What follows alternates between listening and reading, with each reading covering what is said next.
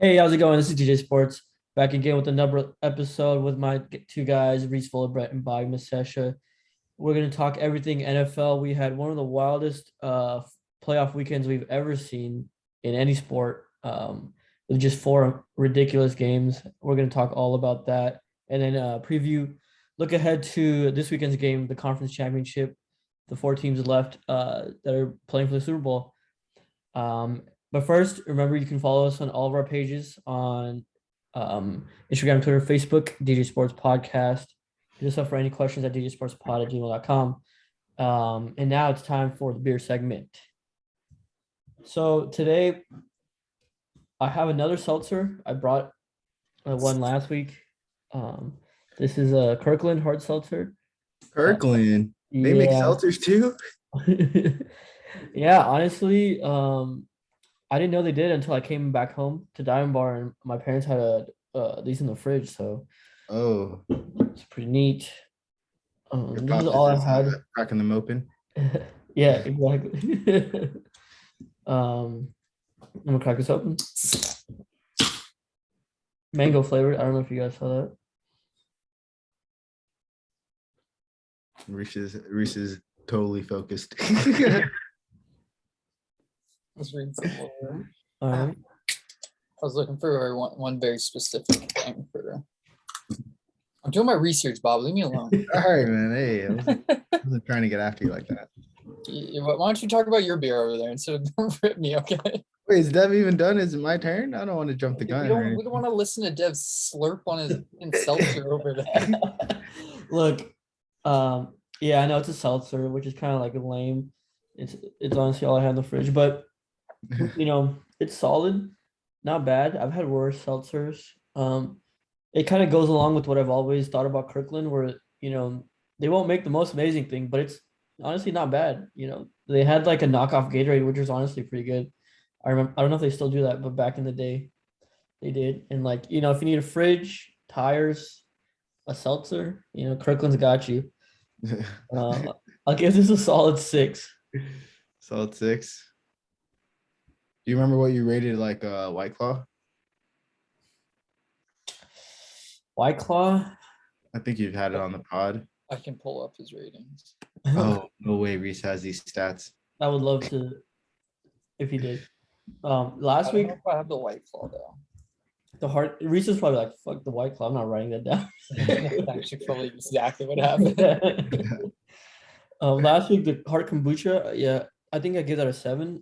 This is, yeah, definitely not as good. So I literally have a White Claw with nothing next to it, so I probably got frustrated that podcast. All right, well, I'll go ahead and go. I'm pretty sure this has been on the pod before. I'm pretty sure Reese loves this one, but it's a good old St. Archer. It's a tropical IPA. Let's see what flavors. It's the tropical IPA, St. Arthur's. Yeah, it says tropical IPA. I don't know if I've ever had that one. Yeah, I noticed it. And I was like, I'm pretty sure we haven't had this exact one. So, I can't really see what flavors it really is, but it's 7%. So it's a pretty strong beer. Pretty strong beer. Yeah. Oh, here we go. Brewed with mango and passion fruit. So let's give it a try. Honestly, those are probably two of my favorite beers or favorite flavors to have in a beer. Yeah, these guys know I'm always drinking mango carts, so this should suit me. yeah, Reese, I agree with you. Mango and passion fruit, like anything, is a great flavor.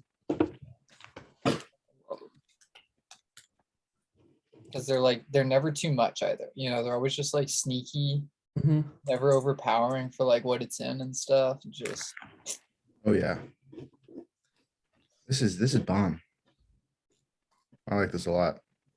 This is like it's a little stronger. I mean, yeah, it's definitely stronger than a mango cart, which I do kind of like because mango carts are kind of watered down for me, So yeah, because it's an IPA, so it's a little stronger. I haven't rated a beer in so long, so this is tough for me. Yeah, welcome back, Bob. All right, so if I would give a mango cart a solid 7.5. This has to be an 8. Damn. Bob with the 8. All right. I got a nice little, I think I've had a Beechwood before. Beechwood hop tangle. Hop tangle? A little play on triangle because it's IPA. Oh. So yeah, hop tangle. And I didn't know if that was like a new kind of beer or something. Wait, you know what? I wonder if it's like 3 different kind of hops or something. Yeah, 3 different kind of hops: Idaho, Laurel, and Peto. Well, there you go. I probably shouldn't start naming hops on here because I can't fucking. I don't know what the fuck those are. That's interesting. I've never really looked into that before, like the malt and the hops and stuff on your can. Yeah. That's so interesting. I cheated though because I've had this beer before and I know I like it. So what are we really doing here, Reese? I'm just drinking beer, Bob. That's what I made this segment for. I'm just here to drink beer. Honestly, I'm gonna give this one like a solid. Like if you guys ever see anything Beechwood from that brewery, Beechwood, so solid. I fucking love them. I don't know where they're based out of, but Huntington Beach. That's convenient. Oh, wow. Yeah, really solid. I'm gonna give it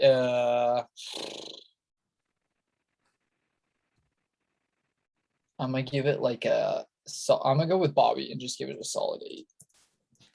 8. I'm not gonna go too crazy.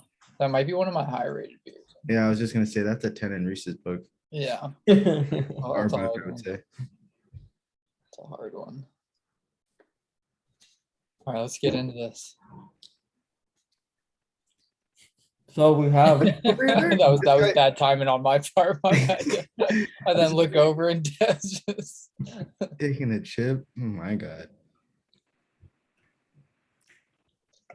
Sometimes you need to compliment your kombucha with a chip here and there. Sorry about that, fellas. It was some trail mix. Oh, trail mix, even better. So let's jump into it. We had the Green Bay Packers and the San Francisco 49ers. That's what I want to start off with because I think that was definitely the most shocking result of the weekend. You had this 13-4 Green Bay team playing in Lambeau where it was 0 degrees, there's snow falling in the sky. The California team comes in from San Francisco, and I don't think a lot of people were giving them a chance, to be honest. I wasn't. All 3 of us picked the Packers to win, like as it did most of America. But somehow, some way, the Packers they lose again at home in the playoffs. I thought there would be no way that they would have a worse loss than last season, but I think this loss is definitely worse. The only offensive touchdown you give up, or the only touchdown you give up, period, is a blocked punt with no offensive touchdowns. You scored 10 points at home.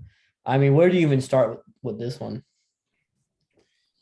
I don't know, Reese. You could get after it. You can go. It was just awful. I mean, just everything about Green Bay not showing up in the playoffs and not living up to the hype in the postseason and stuff. It was just, I feel like it was all of that on display. Like it started off nice and stuff. You know, you thought it might be like a good game and stuff for Green Bay, and then just one thing after another.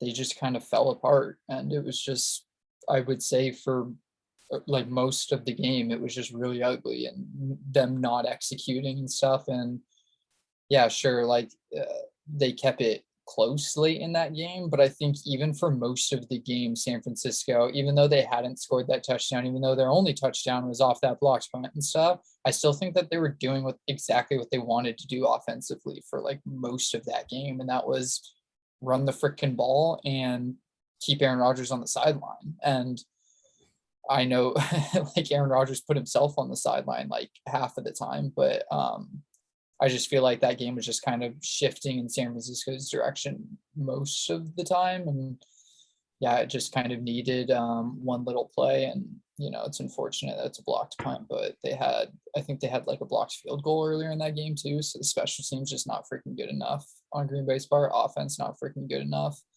Defense, I mean, I'm not going to talk crap on them because they didn't do anything glaringly wrong or anything. But yeah, I mean, I can probably do a whole podcast on, Aaron Rodgers not showing up here, but I'll leave that for Bobby.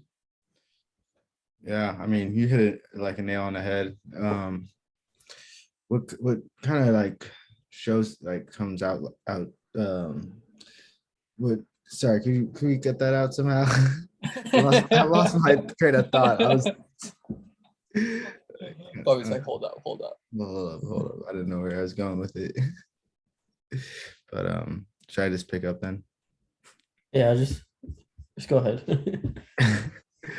But yeah, so I think you said it perfectly, Reese. But for me, I just wanted to touch on what the 49ers really did, and they were able to go into Lambeau. All other Cali teams were, I think, like 0-3, playing in like those type of temperatures. So I think more talk should be about what the 49ers did and kind of less about the Packers. I mean, just from what I've seen on media these last couple of days, it's been all about Aaron Rodgers, but no one's talking about like the game that Deebo Samuel had and like just the things he was able to do to keep that like game close.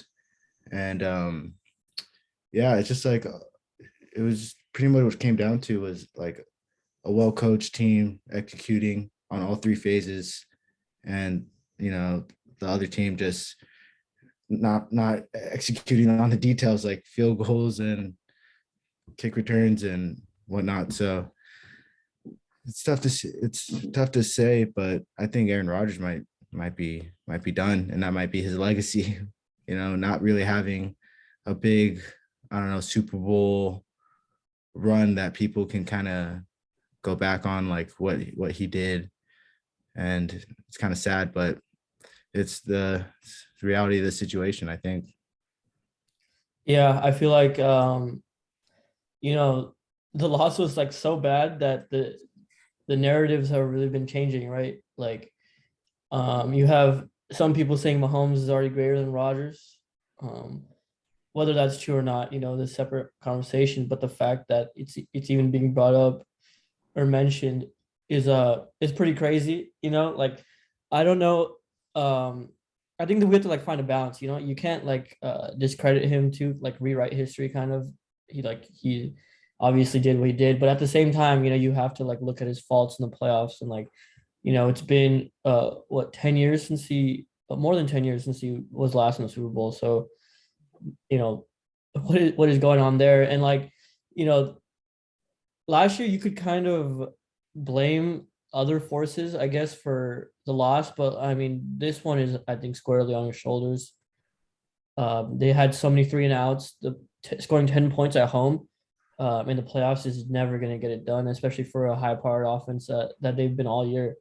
Um, and I thought he was for sure going to come back after the season he had, probably going to win another MVP. And I thought the only way he would leave is if there was a devastating playoff loss, and that's what happened. And it's not even like it was in the Super Bowl or the NFC Championship. This is the first playoff game that they played, and they got bounced like this. So I think anything is honestly on the table for Rodgers and his future. Yeah, I actually saw that somewhere. It was probably NFL.com or ESPN, but it was like Roger says everything's on the table like this offseason. I mean, I feel like with him going back to Green Bay, there's too many questions up in the air, and he just hasn't been able to get it done there. So it's probably going to be rough, but I think think about it from his point of view, like from our point of view, we can talk about it and talk about it and talk about this playoff loss, but from his point of view, he's going to get over it. He's going to move on the same way he's moved on to the other ones, and he's going to move right into that NFL honors. He's going to win that MVP, and that's going to leave him with a pretty good taste in his mouth and at least a good enough landing board or a good enough springboard for a guy like that to leave. Like, he's already opening the questions. We know the games this guy likes to play and stuff. I don't know why with all the teams looking for quarterbacks in such a bad draft class, or what's expected to be a bad quarterback draft class. Yeah, I don't know why he wouldn't put his name in the ring and become the top guy that these guys are all looking for. I mean, San Francisco could be moving on from like these two teams could literally trade quarterbacks next season for all we freaking know. There's no way that can Rodgers just walk? Like, there's no way they trade him to the Niners. I'd be pretty damn shocked. You're right. That's not happening. I saw something about Tom Brady going to the Niners, but that's a conversation for that's a different conversation. In this podcast. So do you guys feel like there's any chance he's going to retire, or like you're pretty confident he'll play? Yeah, he's playing too well in the regular season to walk away. And I don't know what Rees said about how he can kind of walk away happy from the MVP. I just feel like he's been losing every year. This has to be like building on his shoulders. Like, he wants to prove that he's that man. Like, I haven't seen him do a discount double check in years, and that's that. So. That's how you know things are going bad. Yeah, so I'm not even confident enough to do that. So, like, I meant to I should clarify that. I meant to say that like that MVP will give him the springboard to leave the Packers. Like if he. Like I was kind of thinking, like maybe if he wins a Super Bowl and stuff like that and an MVP, then it's either he goes back to Green Bay or he retires. But now with this loss in the first round, with how ugly it was, like it's like I think Green Bay will even be like they don't want to deal with the whole drama and stuff. So I just think both sides will kind of be like. They'll just kind of cut their losses and move on. Like Aaron's not going to be super stoked about it, and Green Bay's not going to be super stoked about it. They wanted to milk another freaking Super Bowl out of that guy, but yeah, I just think it's probably inevitable this offseason. Reese, I know where you think he's going to go, but Bob, do you have any guesses? We're assuming he goes to the AFC team. Can I throw the teams out there that are probably in the hat? Yeah, I mean, because you got to think about like teams who like actually have like the trade value / like a good coach, a good organization. Yeah, weapons on offense.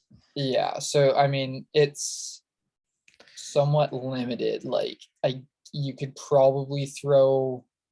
Would he go to the Colts? In the mix, you could probably throw Indianapolis in the mix, Pittsburgh, Denver. Yeah. I mean, dude, maybe the Raiders, maybe Las Vegas, depending on what happens with that GM. Cleveland might move on from Baker. Yeah. Goodness. Yeah, there's going to be a lot of openings. That'd be, I don't know. Tennessee? Well, yeah, Tennessee, depending on what they do with Ryan Tannehill, and Houston, depending on what goes on down there. It's like there's so many question marks at the quarterback position this offseason. Yeah, there's a lot of guys shuffling. I'm sure Tua is probably going to leave or get traded.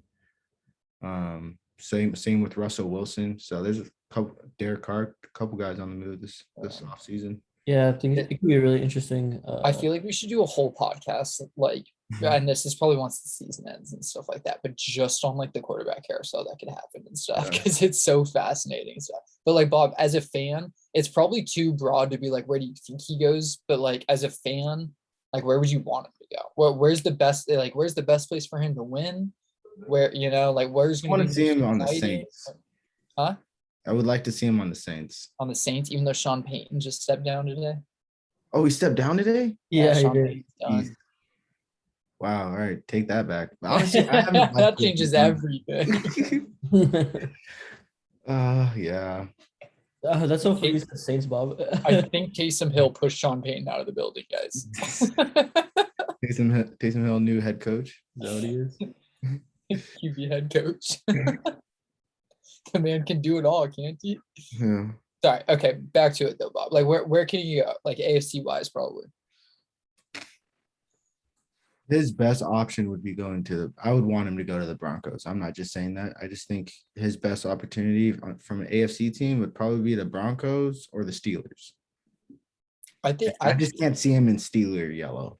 I was going to say, when we said Indianapolis, I thought that was interesting because I don't know, the only like Indianapolis can't move on from Carson Wentz because of his contract, and Green Bay kind of had the same exact situation with a star quarterback and a nice contract that it's like they can go down a little bit and pay Carson Wentz and still get a feasible quarterback to play in front of Jordan Love, right? Like that almost like when we threw that into the mix, I was like, shit, that actually sounds like a really good spot because they got the defense, they got probably the hottest running back in the NFL, not the best, but the hottest running back in the NFL coming off the season. So Yeah, you have weapons. Michael Pittman, came on. that's an interesting one. And they can sign guys for the minimum once Rodgers get, that's an interesting one. Yeah. I said this in group chat, but I really like the Steelers, I think, as a fit. You have a good coach, good defense, and then those just stud receivers and Najee on the offense. With Rodgers, I think that team would be an instant contender. Yeah, I think that's obviously the same thing that we were saying about every other team with the weapons and stuff. I just think Mike Tomlin had that comment that I don't know if he was playing games or what, but that comment about wanting a mobile quarterback. Oh, really? I found that interesting that he would kind of go out and say something about like getting a mobile quarterback. Like trying to get Deshaun?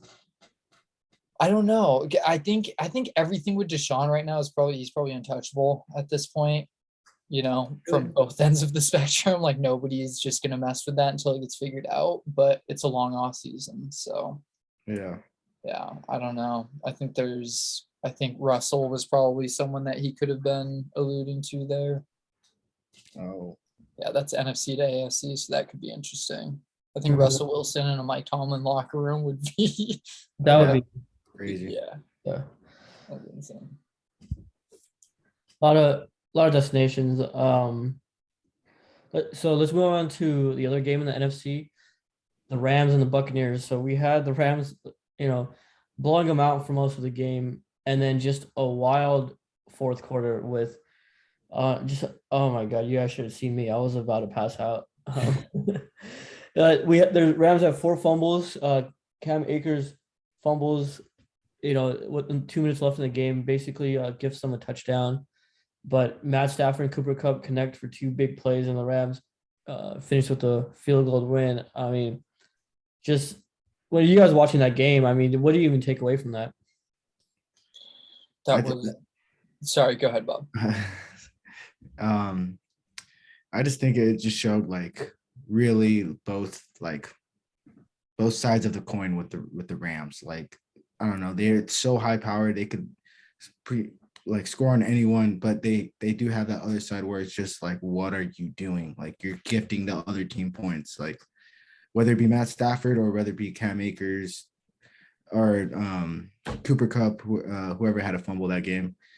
It's just they were just trying to give Tom Brady, the one man in the world that you don't want to give him any chances, and they're just gifting him chances with fumbles. So I'm happy they were able to stick it out and get the dub, because I don't know, they kind of lining themselves up with a really, really great chance to get a Super Bowl win in their own stadium. So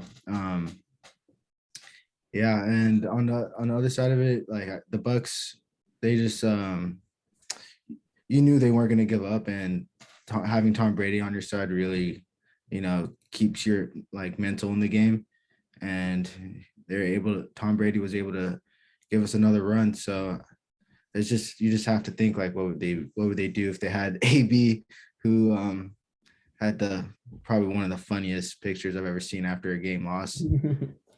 But yeah, if they would have had him or Godwin, what they could have done this year, maybe gone back to back. But yeah, go Rams.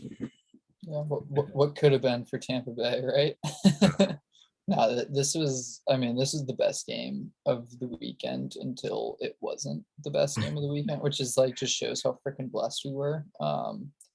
But I just think this Rams team, truthfully, I think I was probably, I don't know, we didn't do a podcast coming into the playoffs, and I'm glad that we didn't, because I was negative on this Rams team coming in and stuff. I thought that their second, I think I had them potentially losing to the Cardinals and stuff like that. I just thought that their secondary was maybe a little too beat up, and maybe we were talking up this whole Aaron Donald situation, and it just takes, a couple couple bad drives or whatever for a guy like that to really change the game for this team. But I think I did completely underestimate them. And the 2 games that they've played, they've like showed, like Bobby said, just how complete of a team they are and how they can come at you from every single angle.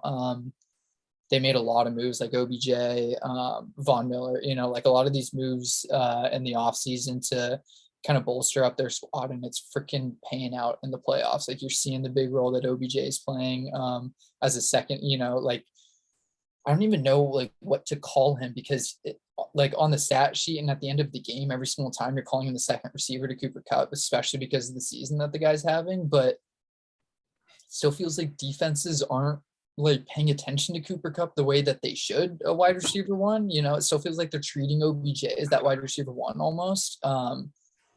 And not completely. It's not like that, like that's why Cooper Kupp's dominating or anything like that. It just doesn't feel like they're like completely like zoned in on Cooper. Like OBJ is dominating so much attention at this point, like still at this point that's just turning out to be such a great acquisition as well.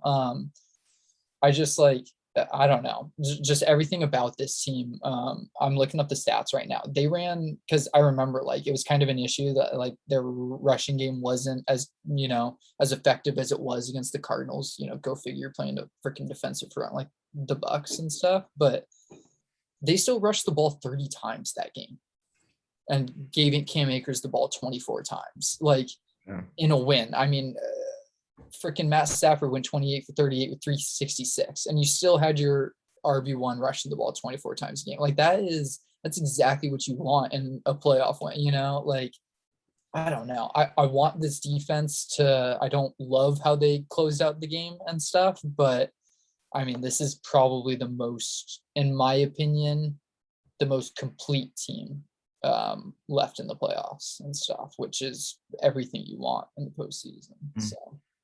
Yeah, I think Cam Akers, like even though he kind of struggled, he, had 2 fumbles, and I think he was only averaging like 2 or 3 yards per carry. He really adds like another dimension to the offense and opens things up. So that's really good to see. And looking at this Niners Rams NFC Championship game, I think we're gonna need that all of that to beat a really good San Francisco team. So the Rams are favored by 3.5 at home in SoFi. The Niners beat us 2 times already this year, and it's been 6 in a row. So, looking to get off that streak. But these are 2 like really evenly matched teams. The Niners, I don't think anybody expected them to make it this far, but Kyle Shanahan and Jimmy, they just keep pulling out victories behind that great defense and Debo and Kittles. But what do you guys lean as of right now in this matchup? Like you said, they're really evenly matched, but I think I want to go with the Rams just because I don't know. I think I've heard you say before it's like hard to beat a team like more than twice in one regular season. So, and like I think whoever wins the Super Bowl has to be whoever's the best defense remaining. And I think the Rams are just a tick above the 49ers on the defensive end. And they'll be able to get some stops. I mean, we're going to talk about the lack of stops in these other 2 games, but I really do think that's going to be whoever has the best defense that's going to win the Super Bowl. Yeah, I think them just having played in the last week of the regular season, right? Yeah.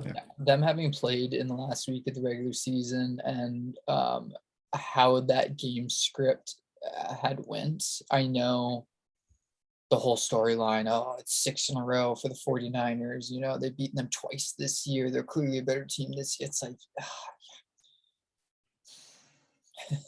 I know the Rams fell apart in that second half of that game. Like, I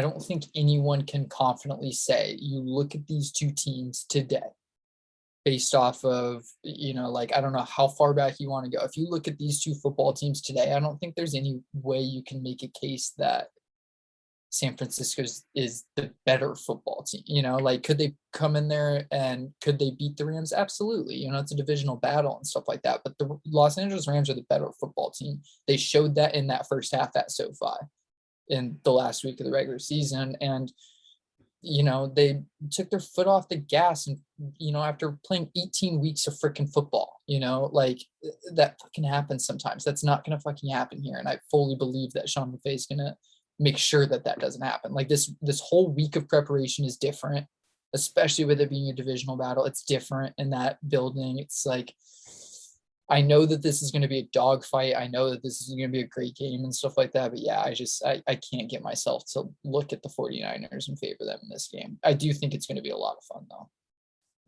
I will say one more thing though. If Deebo Samuel's not completely healthy, I don't know what the 49ers are going to be able to do. They're still dynamic. They still have good running backs like who's the rookie? Huh? Eli Mitchell. Eli Mitchell, yeah, and obviously Kittle and Ayuk, but Can I make a call on this? Call on what? Based off you saying that, because I completely forgot about that, and I wanted to bring this up. We're gonna see a lot of Trey Lance. You think they're gonna throw him in? I think so. I think they're gonna, like, dude, it's your third time playing a divisional opponent. You're Kyle fucking Shanahan. Like, the one thing that's gonna keep that defense on their toes and keep Aaron Donald an inside rush. Correct me if I'm wrong, Bob, but with that interior pressure, I know they still got Von Miller on the outside, but you want to rush it outside, right? So the whole Deebo Samuel, like the whole like run option thing becomes like you're a freaking game there. And I think just mixing that in with an injured Jimmy G would be like, that's the kind of thing that could probably win you this game, because you might as well throw it all at them. You throw all your cards at them while you can. You're not favored here, so that's a good point. 6 feet away, like yeah, that's really interesting. I wonder if they're gonna bring back and get an update on Deebo's injury. I hope Deebo's healthy. I hope both of these. I know, Dev, I'm sorry. I know you're nervous over there and stuff. We all know who you're calling in this one, okay? I know you're nervous and stuff, but I do hope like Deebo's healthy. I hope this is like the divisional, NFC championship game that we deserve. But God, I hope Los Angeles Rams are playing in their own building for that Super Bowl. That would just be so beautiful. It would be great to see. And yeah, I'm obviously gonna take the Rams out. For 3 quarters, I was really happy with how we were playing last game. They seem to be playing their best football at the perfect time of the season. So 2 more games and to close out, an amazing season. The Niners, they've given us so many problems in years past.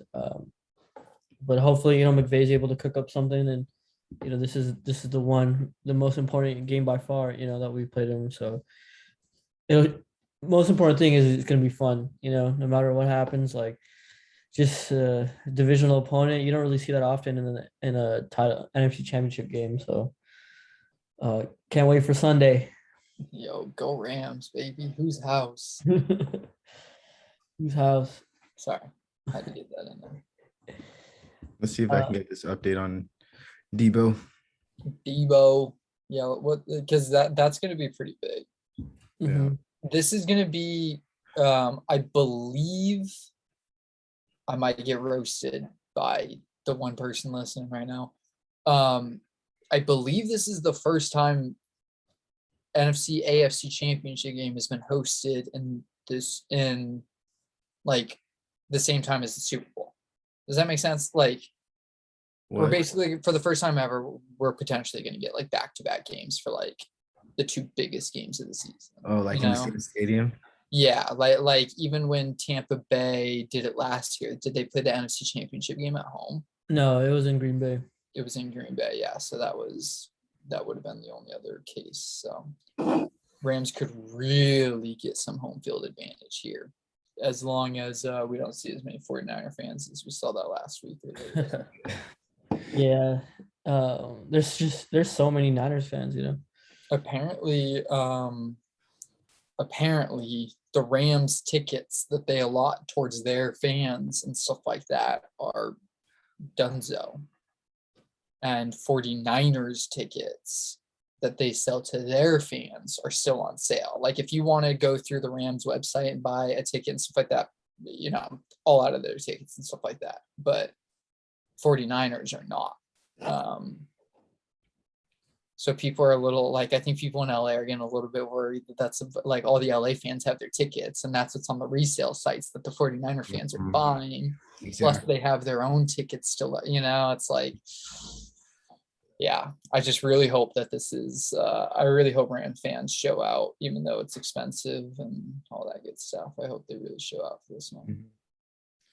Yeah. So on Debo, they're saying that like they took a look on him on Saturday and he looked a lot better than he did the day before, but he still hasn't practiced. If he practices on Wednesday, then he has a good shot of playing. Yeah, it's that Wednesday practice that always tells. So we'll see tomorrow. We'll keep our followers updated on our social pages. Yes, sir. Let's jump to the AFC. So I want to talk about Bengals Titans real quick. That was a low scoring game, 19-16. Tannehill with, what was it, 2 or 3 picks? He had 3 picks. Kind of an ugly game all around. But the Bengals were able to pull it off on a last second field goal. Watching that game, it felt like 2 pretty even teams, even though Titans were at home, number 1 seed, they're favored. How do you guys think the Bengals were able to pull it out, aside from the 3 picks, or was that only because of the interceptions? I'll go ahead and go. I just want to first say that I was completely wrong about this game. And you guys are completely right. But what was your question again? How did the Titans blow this, basically? Ryan Tannehill blew this game. It's simple. Yeah, he just didn't make the throws that he needed to make and stopped going to his guy. AJ Brown was eating him up. And I don't know if he thought he was getting double covered or what, but yeah, he was forcing the ball and ended up in turnovers. But it just came down to who was really like as the quarterback, who was down to make the big plays. And big game Joe Burr came up with the dub. So yeah. So it's interesting because I'm looking at the Bengals schedule right now, and gotta give a lot of credit to their defense. Derrick Henry's back, AJ Brown, Julio, and they only hold them to 16 points at home. Is impressive. We heard a lot about the Titans defense, and like the fact that the Bengals are able to they only gave up 19 last week to Las Vegas. They've had some, they've beaten a lot of good teams this year. They've beaten excuse me, Kansas City. They only lost to Green Bay and the Niners. Those are 2 of their losses in this season. So, this Bengals team is like the perfect. We see this like every so year. You have like a young hot team that just kind of just catches on fire and starts just making weird stuff happen. Reese, I know you're happy to see Joe Burrow win. The only thing I'm worried about is like they really got to get some protection on the offensive line because he's getting absolutely killed out there. What was it, 9 sacks that they gave up? So that's definitely a concern for me, even though they've made it all the way here. Yeah, quick little stat for you. 9 sacks for negative 68 yards. That's more than Dante Foreman had, the leading rusher of the Titans. They literally gave up more yards than the Titans rushed for, or than the Titans leading rusher rushed for. Like obviously Derrick Henry added on to that and stuff, but it was bad. Like we can come out of this game, like Bob said, talking about Joe Burr, like all that stuff, and he played amazing. I mean, one of the toughest guys, one of the toughest quarterbacks in the NFL and stuff. But yeah, I mean, part of me almost like wants the Bengals to get like not to go all the way to the Super Bowl, just so that that front office gets like kind of like smacked around of like, yo, like we need to protect this guy if we want to make that next step, because everything that you guys alluded to was like exactly right. Like we know what Joe Burrow can do. We know the weapons he has on the outside. This defense, I think, has kind of surprised everybody. Like on paper, I think to all of their opponents, it's not surprising because they've been like a really solid team, but just none of us are used to talking about that defense. And I think all season we didn't really hear about this defense being anything like spectacular, but I mean, where they've been good, they've absolutely shown up so far in the playoffs. I just think that like they've seen two teams that are a little bit more old school, which fits that, a high powered offense and a pretty solid defense like that. But once you get into this like whole like run and gun thing that like Pat Mahomes does, and like this high powered offense, this like full on shootout and stuff, it's a hard thing to keep up with. We saw that it took their absolute best in the earlier rounds. So I'm impressed with this Bengals team. Again, I'm just like realistic about like their expectations, I guess, in the next round. And even like what happened in this round, like Joe Burrow got beat up, that defense had to play their absolute best, and it still took, their rookie kicker hitting all these freaking field goals from all over freaking Nashville, Tennessee for them to move on. So, yeah, I mean, they definitely, it's impressive, but they definitely have a lot of work to do, in my opinion. Yeah, so the team that they're going to be playing against, the Kansas City Chiefs, pulled out an insane overtime win against Buffalo. It's honestly a shame that Josh Allen has to go home after the performance that he had, but the Chiefs were able to come back, kick a field goal with 13 seconds left, and we were watching the game together. It kind of felt like it was over, didn't it? But when you have Mahomes, Tyreek, and Travis Kelce, it's never over, no matter how much time's on the clock. So they were able to pull that one out. The overtime rules has been kind of like a hot topic as of late. Are we all on the same page that they need to be changed, or how do you guys feel? Yeah, I definitely feel like it needs to be changed. That's it's just not fair to have so much decided on what a coin, like a coin flip. So that's just Yeah, maybe my opinion on it. if that defense can give up 50 yards in 13 seconds, all that wouldn't be decided on going.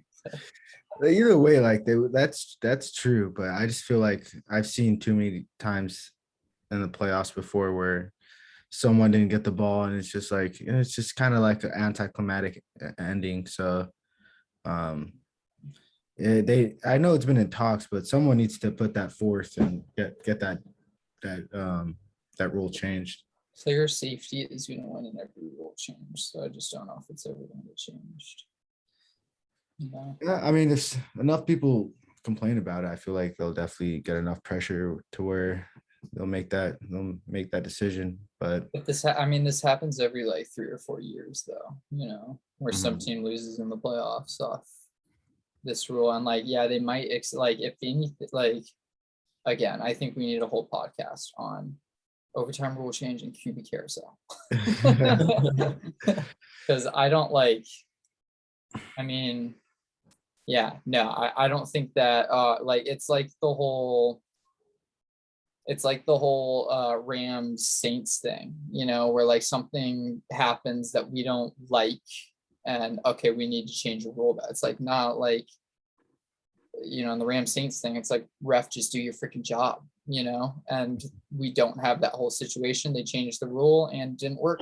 Change the rule right back because we realized what it was going to do, reviewing the thing. It's like we've already done this whole thing of like, let these guys play it out and stuff. And I like, in my opinion, like the point was brought up by Shomick, and I don't mean to point him out or anything, but he brought up a good point about like in a game where like, everyone gets the ball or something like that, how can you not give them the ball? I'm like, well, it's not like you're just throwing some team out there and giving them a field goal, and if they hit the field goal, you walk off. It's like, no, that defense was on the field the same time that offense for the Chiefs was on the field, right? and that offense had a job, and that defense had a job, and that offense went out and did its job, and like to back up the people who don't want the rule changes, it backs it up even further. The ineptitude that happened the 13 seconds before that in regulation, it's like the better team won. It was just a little bit less entertaining, but look at the game that we got at the end of it, Yeah, I just feel like, like you said, one offense is on the field and one defense on the field. But I think both defenses and both offenses should, be on the field at least once, to get a chance. But then we're getting into the whole college rules, aren't we? We're just like, okay, hey, let's have Pat Mahomes and Josh Allen play until 3 a.m. and play until 60. It's like that. Are we really getting the best team win? It's like those guys don't want to do that. They want to fucking go home. The Chiefs were the better playoff team. game. They want to go home. No, they want to get a chance to play. The Chiefs were the better team. The Chiefs were the better team that day. Right? Yeah, you could make the argument. Are you guys saying that we can all agree that if the Bills won that coin flip, the Bills would have gone on and won that game, right? Yeah. Would the Bills have completely deserved that off getting that overtime and stuff like that? Would they have been the better team on that day, or would they have that proves our point though. If they no. But Bob, the conversation on this podcast would be, we need to change the overtime rules. Pat Mahomes didn't touch the ball in overtime. Exactly. It would be the same exact conversation, right? Exactly. It just validates the point though. No. But the point is that somebody should get they should both get the ball. So the point is that it's more entertaining, and I understand that, but the NFL doesn't give a shit about entertainment. Okay, let me ask you this: why not though? Because you want to talk about player safety. Yeah, player safety and entertainment. You still get complete entertainment. You still get that player safety, and it's just for I'm sorry. What they have right now, you still get entertainment and you still get the player safety. And but I don't think it's as fair though. It's not as fair. So you don't think that the best team won? Okay. Well, in this example, the best team did win, but not in all examples of playoff overtimes. But I don't think that this happens that often. Like when Aaron Rodgers lost, he didn't get the chance to touch the ball. The Packers were a better team that day. And a couple of years ago, when the Patriots beat the Chiefs in overtime, it was kind of the same thing, right? Like Mahomes didn't touch the ball.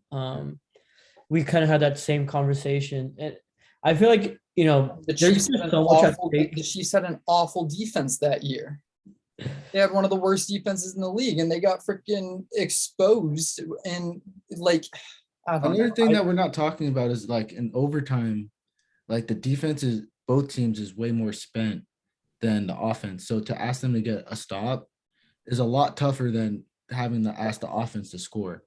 So to not have one defense go on the field and one offense not go on the field is an unfair advantage.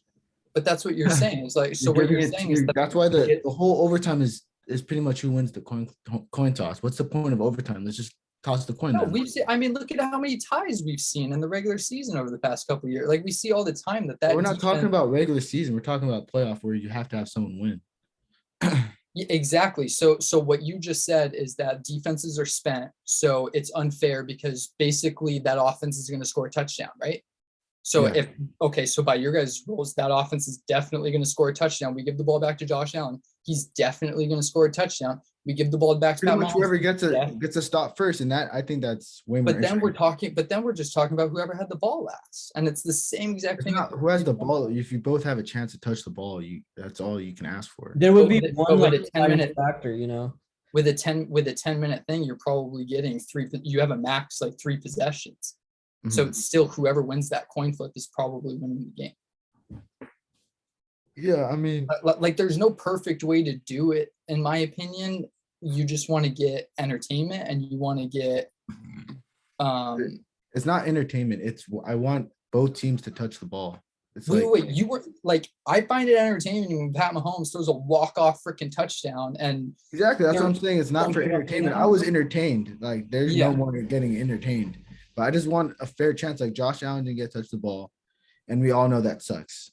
And we've seen this way too often to where I feel like there should be a rule change. Maybe each team gets one chance to touch the ball. After that, it's the first field goal or something, just to at least give both people. Yeah, let's say Chiefs score, Josh Allen comes down and they score. and now the Chiefs score again, then the game's over. Then I have no problem calling that like, oh, they scored another touchdown or whatever. Then like, yeah, they couldn't stop him twice. Like I think that's fair. But the fact that he just doesn't get to touch the ball ever is just it doesn't really sit well with me in a game that matters so much. Like your whole season comes down to like what if I'm a Bills fan or if I'm Josh Allen, I'm kind of just like fuck. Well, I wish we won. Josh Allen himself said that he's perfectly fine with it. So He said that on a post-game interview. What else he's supposed I mean, I would say like if you talk to most NFL players, I don't think that like in the heat of the moment, obviously you want freaking both, like you want that game to keep freaking going and stuff like that. But I don't think like, I don't know first of all, you guys like this doesn't happen that often, like this. It happens enough though. It happens at least a couple times every. I don't think that this has happened where the like a team got absolutely shafted. I really don't, And if you're talking about the Packers, go back 20 minutes to our Aaron Rodgers podcast or our Aaron Rodgers segment to what would have happened in the next round. Yeah, I just I get what you guys are saying about like I think of 3 teams like within the last 5 years. That's almost like one every 2 years. Wait. You have 3 games in the last 5 years where the better team lost because of this overtime rule. No, just that it was it was less entertaining because I think in all of these cases we had entertainment and the better team won. Yeah, if it goes into overtime, it's an entertaining game to begin with. But like, I'm just saying the fact like you could say that the better team like won that day, but you can't really give a full example of what team was better just because the other team didn't get the ball. Like, who's to say the Chiefs were a better team in this Bills game? If the Bills, let's say the Bills got a chance and they ran down and scored. I mean, I can point out multiple times down the stretch why the Bills were the worst team down the stretch. Why? Let me hear them. From 13 seconds on, they should have squib kicked. Okay, they shouldn't have, knowing that Patrick Mahomes there's 13 seconds on the clock and you're giving the ball back to Patrick Mahomes, you take as much freaking seconds off the clock as you can, even if that's 5 seconds and you're giving the ball back at the 35-yard line. Yeah. You're taking that risk because then he's got one play, maybe 4 seconds to get to the, using that as an example as why the Chiefs were better. Wait, what? I'm sorry to cut you off like that, but you're just using that as an example as why the Chiefs were better. No. Why the Bills were worse down the stretch. I'm not saying why the Bills were worse down. The Bills showed down the stretch that their defense was not freaking good enough. And in my opinion, their defensive coaching by their defensive mastermind head coach, Sean McDermott. Like that was, I mean, the freaking prevent. How much better was the Chiefs defense? Gabriel Davis was torching them every time. The Chiefs defense got torched because, in my opinion, because Tyrann Mathieu was out of that game and they were absolutely exposed. And if he's out of this next game, it's going to be a freaking field day for Jamar Chase over the middle of the field. So you like absolutely, but like the whole point of changing the overtime rule would be for what? You guys like, I get what you guys are saying and I support what you guys are saying. I would have found it more entertaining, but I'm saying like at the end of the day, I just don't think it gets changed because I don't know what's the argument that changes it, Okay, the only argument that matters, I think, in my opinion, is the fact that the coin flip has so much say in who wins the game. I mean, but Bob, if you look at certain positions in, okay, the Rams potentially won the game against the 49ers because they got the ball back after the half and scored. It's like you can go back to that coin. Like, why do we even have the coin flip? It should just be the home team kicks off. You shouldn't even have a coin flip in these sports if that's what you're talking about. Okay, so in that situation, then the home team all I'm just trying to say is change it to where. Okay, then the home team kicks off. The home team is automatically on defense or something like that. Okay, see that I like that a lot more. I just want to say, since 2012, there have been 11 games that have been to overtime in the playoffs. 11 games that have been in overtime in the playoffs. I'm saying how many of them since 2012. When was the field goal kick changed? I think since 2010. Since 2010. because that was a bad rule. In my opinion, if you go downfield on the first drive of overtime and like But how is that any different? the only changes that I can even like see them somewhat doing are maybe a 2-point conversion, like basically play to 8 type of thing, like, okay, if the Chiefs go downfield and if they go for the 2-point and don't get it, okay, Josh Allen gets the ball back. If Josh Allen gets a touchdown, he obviously wins the game and then kicks the extra point. They win the game because they just beat them on their, it makes a little bit more sense that whoever gets the first possession has to go for 2. And you're either winning the game off that 2 or moving on. I can get that, or like what we just said about the whole kickoff thing. Why did the whole they coin flip thing, but the whole like I just don't think that they change yet to it's too close to college, and I just don't think that there's a like what's the argument, like what's the argument put forth to the owners? It's the same argument to why they changed it to the field goal kick. Is that Well, it the wasn't field goal fair. kick was ridiculous.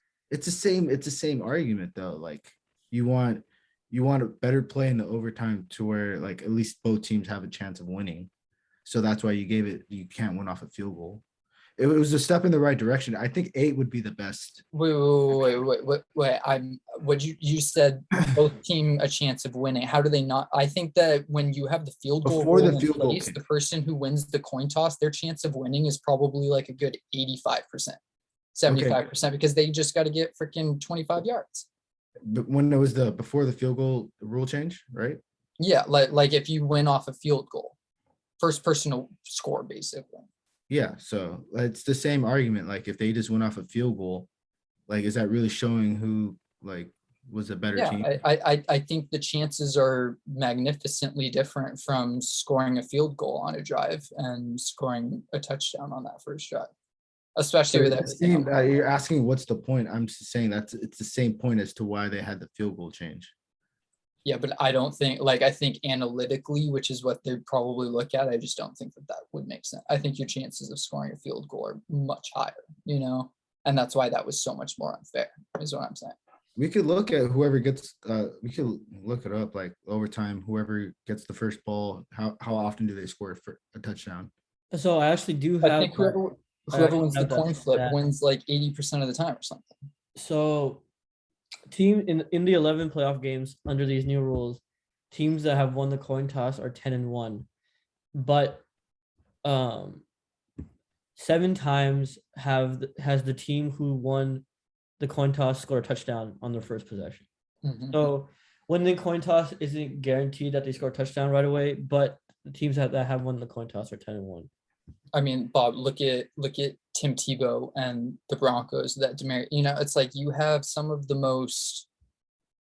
I mean, that game with that walk-off touchdown, and then Pat Mahomes in the walk-off touchdown running off to Josh. Like these are some of the most memorable moments of the last 10 years. I don't think that the NFL changes this rule just so that potentially you get in my opinion, the NFL wants a walk-off touchdown scenario, not a walk-off field goal scenario.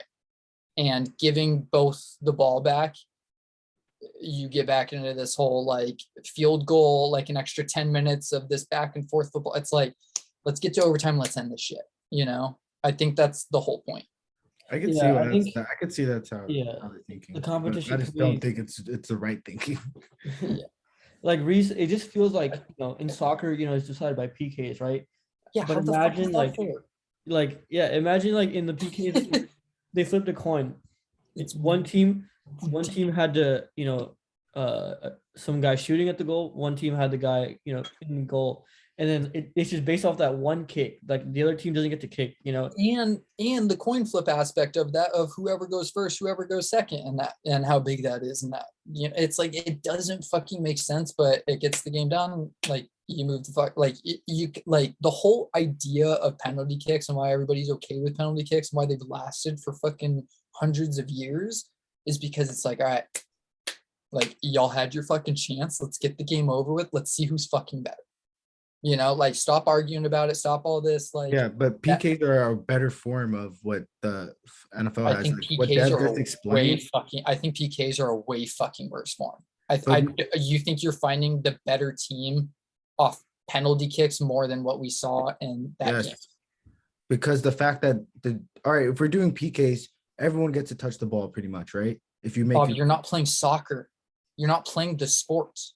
Okay, hey, kickers, go out there. Everybody's gonna kick a field goal from the touchline, a 2-yard. Remember the old PAT? Everybody's got to. We go 10 on 10. Yeah, okay. Everyone gets a chance, though. That's what I'm saying. And the way that it's shaped in the NFL, most players don't even. Bills and the Chiefs in that game had an equal chance, in my opinion. When on that coin flip, okay, not an equal chance. Obviously, whoever freaking goes on offense in high-powered offense situation in that freaking matchup, you're gonna have a little bit of a higher chance. But what if that was freaking prime Seahawks? What if that was LOB against that? It's like, okay, now you got a freaking even matchup. Like the point is like we got to find the winner and we got to move on. And both teams had a chance. And the idea that the Bills didn't have a chance is weird to me. They had 11 men on that field and they blew it. Okay, yeah, the defense blew it, but it's just like in PKs when your goalie misses the first PK and lets an easy goal go in. At least you have your guy coming up again to on your team to score to even it up. Everyone on the team can score, but that one penalty miss by the goalie screws. You're done. You're not done though. You have other chances. That's what I'm saying. Like if the NFL had a PK system as their overtime, like first one to 3 touchdowns. So would it be more fair? That's fair. It would be more fair to first to 3 touchdowns or something. First to 2 touchdowns. So not just one touchdown. I strongly disagree with that. I don't understand what's the problem. Like it's still football. College and NFL are obviously the same sport. Just because they have some same rules doesn't make it better. No, but the college rules are ridiculous. When you're watching, when I see freaking Texas A&M and blah blah blah going to 7 overtimes, I'm like, what? Like, okay, cool. It's literally, Bob, it's purely for the entertainment factor. You're not getting the better football team at the end of that. You're literally just getting back, boom, boom, boom, boom, boom, boom. Okay, put them on the 20-yard line. Let's go. Put them. It's like, it doesn't make sense. And it's, in my opinion, the penalty kicks in soccer are the dumbest way to end an overtime in all of sports. I don't know if there's a sport that has a dumber way to end it, but I'll defend it to the way I die because it's like, just fucking move on with it. And that's what I'm saying with this. It's like, you just need an exciting way to just fucking move on with it at the end of the day. It's not gonna, how you're gonna argue that penalty kicks make I'm not talking about what might seem more entertaining to you. I'm just talking about what's more fair. Yeah, and I don't think that what happened was less fair. It was. Josh Allen didn't get a chance to touch the football. Okay, but that's in this, like, does he deserve a chance to touch the football? Yes. Josh Allen touched the football with 14 seconds left on that clock and put icing on that cake, and the Bills blew it. The Bills had their chance. The fact that the Bill, like, it's this idea why couldn't it have been the Chiefs? Why couldn't it have been the Chiefs start off on defense? It was because of the then we would be having we would be having the same conversation. So change it to where it's not decided on a coin toss. Then we wouldn't have this conversation. Bob, no matter what, you're gonna, whoever loses is gonna be sitting there saying it's not fucking fair. I didn't get to fucking touch the ball. And if the Chiefs were on that side of the ball, if Josh Allen touched the ball and that Chiefs defense wasn't fucking good enough, it would be the same exact fucking conversation. It would be, hey, Josh Allen went down the field, cut you guys fucking open, and then did that. Okay, you move the fuck on. Look, I understand what you're saying, and there's truth to what you're saying about how, like, you can't just fucking keep playing football to like the 10th quarter or whatever. But it doesn't prove the better team anymore, in my opinion. In a sense, it does, because you're not having both sides of the ball touch the ball in overtime. If you just did what you said about how, like, away team starts with it and then like they have to get 8 points or whatever, that's a lot better than having a coin toss. Well, I think it would be just have it stayed as like away team starts with the ball. Simple as that. Then it wouldn't be as big as a deal. But the fact that there's a coin flip to decide. But if it was away team starts with the ball right now, everyone would be like, it's so unfair. Pat Mahomes didn't start with the ball. And then Pat Mahomes started with the ball and Pat Mahomes went to 8. People would be like, it's so unfair that Josh. It's like nobody's going to be happy until everybody's playing. It's like you can't just play football. And You give everyone a chance. First one to 2. They had, that's what I don't get about this conversation, though, is how did the Bills not have a chance? The Bills had that game wrapped The Bills up. had in the regular time, they had plenty of chances to win that game. And Okay, was that defense not but on the field? overtime is That's a what I feel. different time. Was Pat Mahomes, Travis Kelce, Tyreek Hill out there against the green grass, or were they up against 11 Bills players and Sean McDermott, the defensive-minded head coach? Yeah, that's true. And the best definitely defense in the makes sense. NFL. So they had their chance, and they did not stop them. Pat Okay, Mahomes well, had his all I'm chance. saying, if you want to say it like that, then all right, yeah, the Bills had their chance, but the Chiefs had one more extra chance that the Bills offense didn't get, and we could just live with that, I guess. Yes. Or we could maybe try to find a better way to make it overtime a little more fair, or we could just keep it the same. I don't think that that's unfair, though. I think that that's the way that life is sometimes. Is sometimes the person with the last possession wins the fucking football game. That was what was saying. That's what everybody said at the end of that game. Oh, whoever has the ball last wins this game. The Bills just. Okay, but I don't know why you can't we can't just be open to the conversation to changing the rules. We all know it's shitty. Like No. You don't have to just accept I'm saying it. this entire time that I understand that it would have been more entertaining. We were watching the game together. I was pissed off when it happened. I was like, how off a coin to all that stuff. But then once I settled down, I was like, dude, like there's no point in playing that game over or just doing that. But you're assuming that it's gonna keep what if the Bills went on the field? No. I'm not when assuming the Chiefs got a fumble or interception. I'm not assuming any of that. I'm not assuming any of that. I realized that I was like, oh, whoa, I just really wanted Josh Allen to get the ball back. But in reality, the best team won. The Bills had their chance and they blew it. So I don't think that was unfair, and I don't think that the Bills didn't have a chance. Yeah, I'm not saying the Bills didn't have a chance. I'm just saying they didn't have a chance in overtime. In all, the Bills had a chance in overtime. The Bills had 11 men on that field. Oh, I think we're just talking in circles now. At this I mean, Dev, where you do you feel like the Bills didn't have a chance, or that it was an unfair ending for the Bills? I think after this whole season, in the biggest game of the year, it just doesn't really sit well with me to end it on a coin toss. And the Bills had a chance to stop it how did it end on a coin? If they had stopped them, this would be a completely if the best defense in the league stops them, this is a completely different conversation. They should have stopped them, right? And then it wouldn't have been ended on a coin toss. It's also not fair that to end the game, you have Pat Mahomes in that offense go out against a extremely tired defense that was getting their ass kicked all game. What would you rather have? If you're a betting man, would you rather have? I'd rather have them stop them in the final 13. Would you rather have Mahomes on one side or a Bills defense? What are the odds facing that way? So that is just kind of And when have we ever seen a game where it was just kind of back to back to back touchdowns like that? I don't think we've exactly. And you guys are so pissed off that we didn't get one more. No, it's not about the entertainment value. Rees, you keep saying that, but it has really nothing to do with that. I was entertained. I'm talking about the fairness in the overtime rules. That's purely all I'm talking about. No entertainment. But I don't. You guys keep saying it came down to that coin flip. Both teams were on that. It did, because the Chiefs won the coin toss, and they won simply off the coin toss. And Rees, I don't know if I can. Did they not go out onto that field and play football after that? They had to do what they had to do. Yes, I'm not saying they walked down with no one on the field. Okay. So what did the Bills do? Why not give the Bills that same opportunity after the coin toss? What did the Bills do after the coin toss? Since it was all the coin toss, what did the Bills do to win the game after the coin toss? Pat Mahomes did something to win the game. What did the Bills do to win the game after that coin toss? We saw the Tampa Bay defense come up with clutch. 2 clutch turnovers when it mattered. We saw San Francisco come up with a clutch block punt. The Bills didn't do their job. They had a chance. And they didn't do their job. All right. Well, you didn't even ask about the job of the Chiefs defense in overtime, but you don't have to ask them that. The Bills had how it's set up. Bob.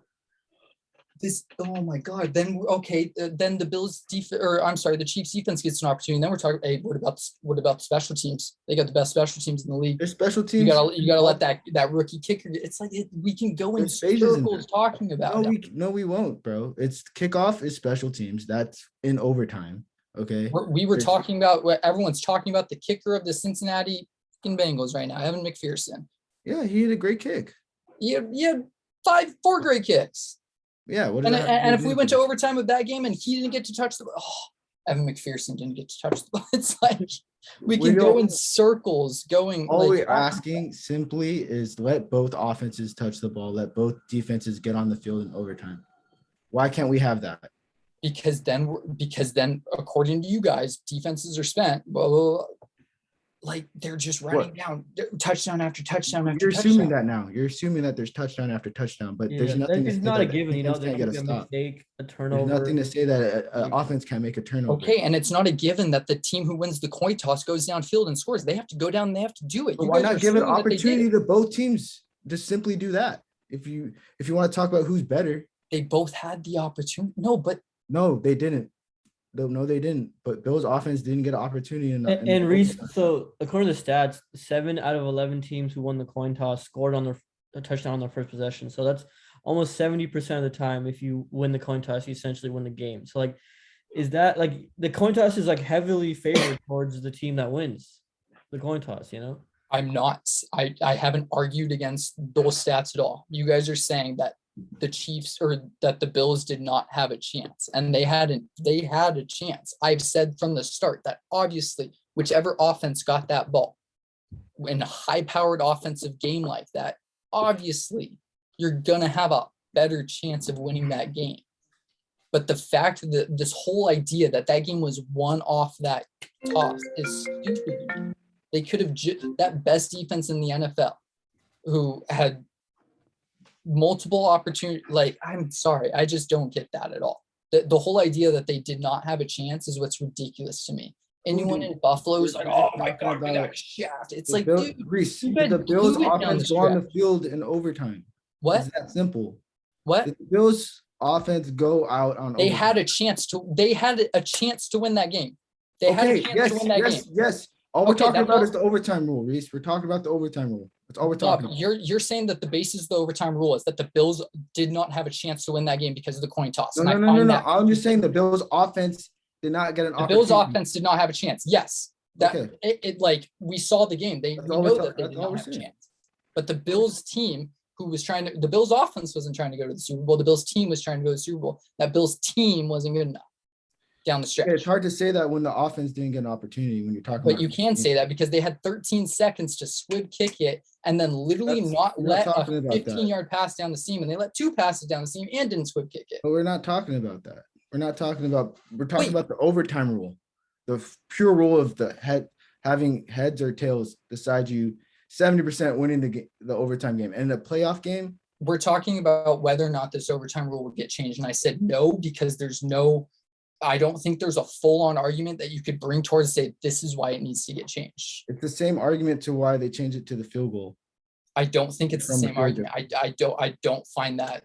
Because it's not fair if someone wins off a field goal, but it's also they moved in the right direction by making it a touchdown. Because then you say it's not fair, and I tell you back up, it's not fair, and you say, oh, because of this, and I'm saying, but they did have a chance. I'm just trying to give you what the point was. Like you're saying, there's no argument, but they had an argument. No, I did. Whoa! I did not say. I said that there's no argument to bring towards the competition committee that this is why the rule needs to be changed. Oh, it's unfair. It's like, dude, like. No. What? Okay, so was there an argument to change it from a field goal? Like to have a field goal? Yeah, absolutely. I think the chances of you getting the ball and going down, like you guys think we just said it was 70% touchdown. Imagine going down just getting 25 yards. Exactly. If it's 70% to get a touchdown. If Pat Mahomes can do that in 13 seconds, think about his chances of doing that against the Bills defense in 10 minutes. Exactly. That's so the argument. I think the argument towards the field goal, it's way more likely is what I'm saying. I'm not defending. It can't be way more likely. Way more likely that they get a field goal. If it can't be way more likely than scoring a touchdown though, because it's 70% of the chance, 70% of the time, if you win the coin toss, you're scoring. Dev, I do think you we're want just gonna to? have to agree to disagree because That's I feel fair. like we I, just I mean, talk it's Yeah, not about the this. worst rule in the world, but it, I'm just it, saying. I just feel it, like it should be changed. it just wouldn't. It just would not make sense, in my opinion. We're getting into college rules at that point. Yeah, we'll see if it gets changed or not. But as of right now, I want to talk about the AFC title game, which is the Kansas City Chiefs against the Cincinnati Bengals. Chiefs are 7-point favorites in this one, with a high total of 54 and a half. Bengals have been kind of like, the Cinderella team, if you want to call it that, just pulling wins, when they needed it. So, I want to pick the Bengals. I really do. Like, you pulled off the upset, but this team kind of reminds me of last year's Bills. You had a hot quarterback, hot offense. They were flying high, and they come into Arrowhead, and they got absolutely blown out by Kansas City. The Bills defense was really bad last year, and I think this Bengals defense is definitely better than that. But I kind of feel like some similarities. How do you guys think about this one? I'm pissed off because I was going to bring up the Bills team last year. I was like, Joe Burrow and Josh Allen are literally on the same exact progression as like quarterbacks right now. Like Yeah, it's literally the same exact team as like they have holes that need to be fixed, and I feel like this game is going to expose them, and this team, obviously with the Chiefs, is going to expose them. So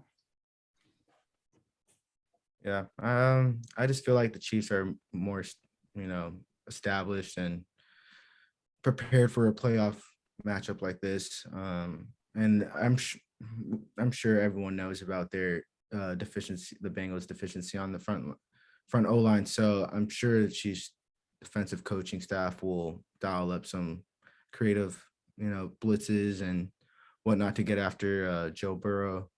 But do, yeah, I still think the Chiefs pull it. I think the Chiefs pull it out. It's going to be closer than some people think, but I think the Chiefs pull it out. do you guys care about the earlier matchup at all? the Rams game.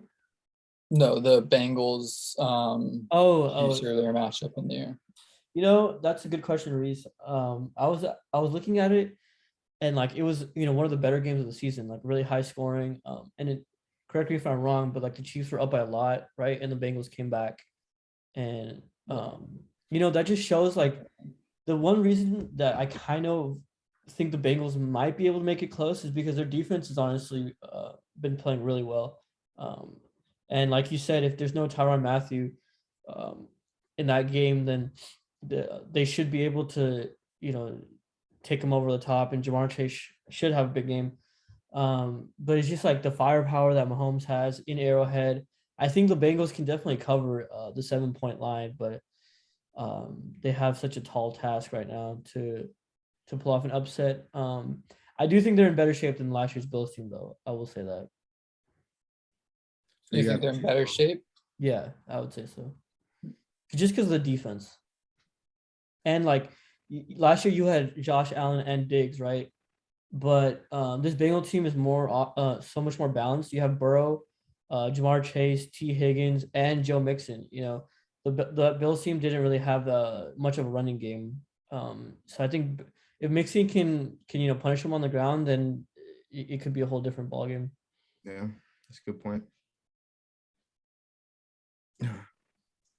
But you said you had the Chiefs though. I have the Chiefs, but I think the Bengals will cover. Do you think they can cover the 7 points?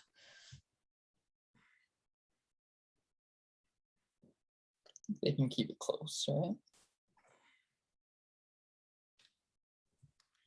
I don't know. I think they're gonna be too high off that win against the Bills.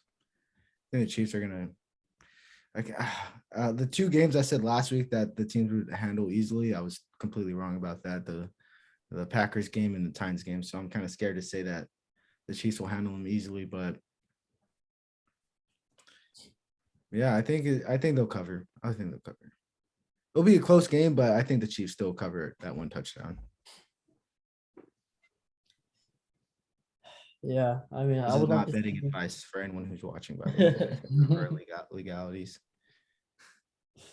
Reese, so you're what you think they can cover, or you think the Chiefs? I think they can cover, yeah. Yeah. Yeah, it's interesting. We might get a rematch of a Niners Chiefs Super Bowl. We might get a rematch of that old classic Monday night game we had, Rams Chiefs.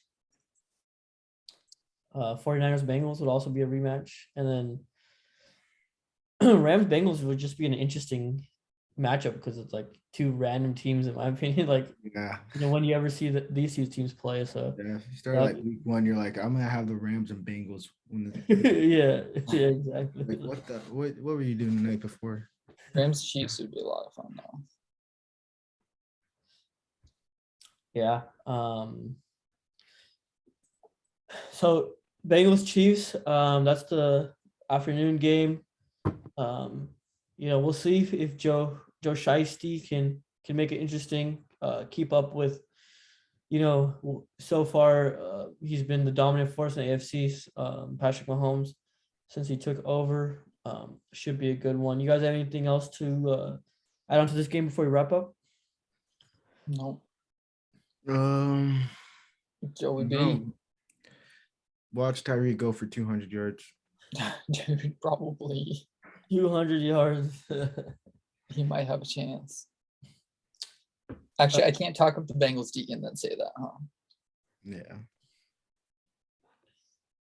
So catch us next week for our Super Bowl preview. Wait, Deb, we're not gonna have a little Laker talk after we catch a dub. I'm just kidding. We had a dub over the Nets. No KD or Kyrie, but we'll take the wins we can get them. AD's back, baby. All right. AD's back. Brow is back, and he's back with a force. 3 blocks. I like seeing the alley-oop on the first play.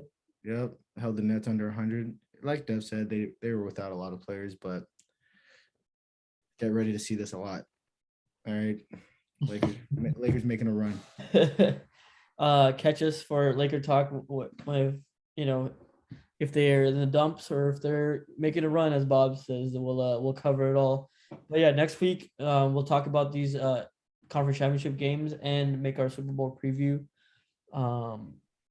Should be a good one. 2 really good games, and I hope they live up to. They probably won't live up to the hype as last week's game, but let's hope they can get close. So we all have like a Rams Chiefs Super Bowl. Yeah, looks like it. Rams Chiefs. So see, it never goes that easy. Yeah, it's never that easy. So which one of those teams is gonna lose? Great. Yeah, we'll find out. Thanks for listening, and thanks for coming on the pod, guys. Appreciate it, and we'll catch you guys next time.